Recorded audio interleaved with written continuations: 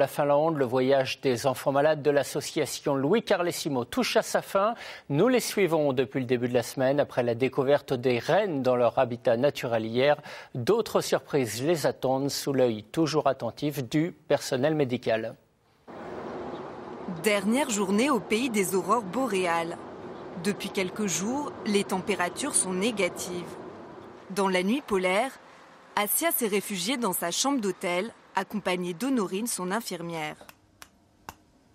Tu as plein de petites microbules.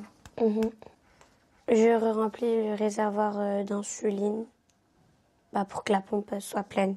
Depuis l'âge de 3 ans, Assia est diabétique. Tout le temps, je le fais tout le temps. Parce que le diabète, ça prend pas de vacances. Du coup, c'est tout le temps. 1, 2, 3.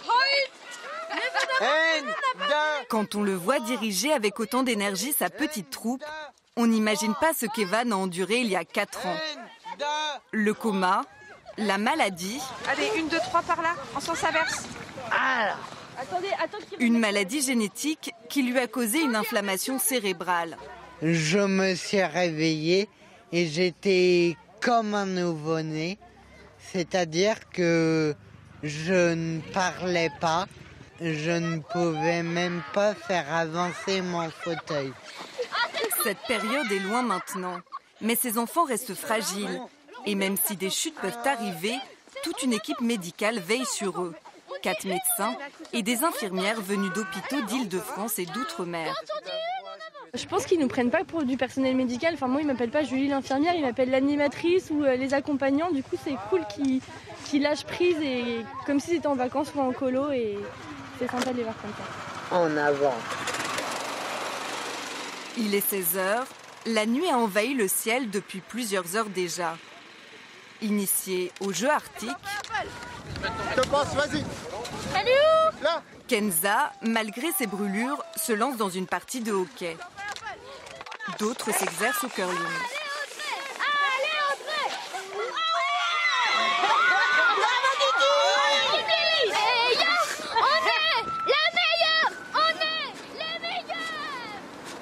Après cette journée sportive, une autre surprise attend les enfants. Pour la 4e fois du séjour, le Père Noël arrive.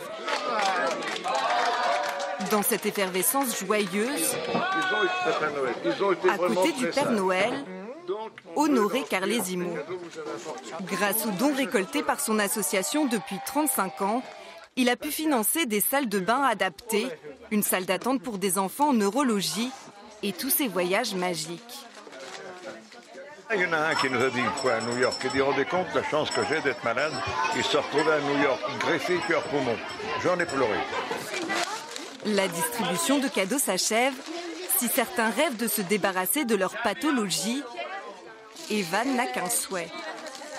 Mon rêve, c'est d'être totalement normal.